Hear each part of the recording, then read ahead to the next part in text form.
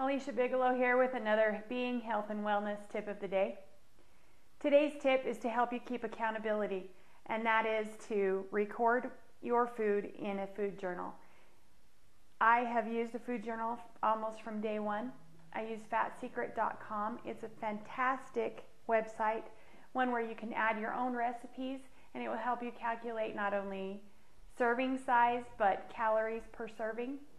It has a huge member contributed database of foods, so sometimes you have to be a little bit careful about which one you're choosing, but for the most part the calorie content is extremely accurate.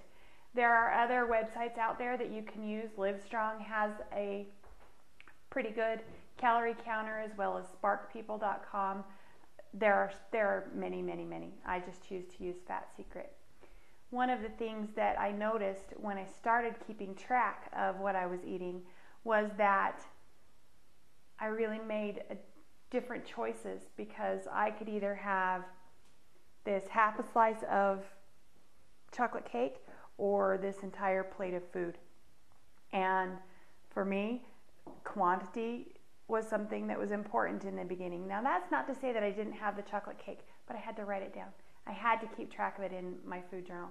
And in doing so, it's extremely liberating to know exactly what I'm taking into my body, because it was really easy for me to say, well, I didn't eat that much today. I only had a cheeseburger and fries and soda and, oh yeah, this other thing, and oh yeah, hey, can I have some of that chocolate cake? And it adds up really quickly. So set a calorie goal for yourself, keep track of it every day, and you will start to see results. And when it's in front of you in black and white, what you're eating and what your weight loss is, it'll be extremely empowering. Thanks for your time, and have a great day.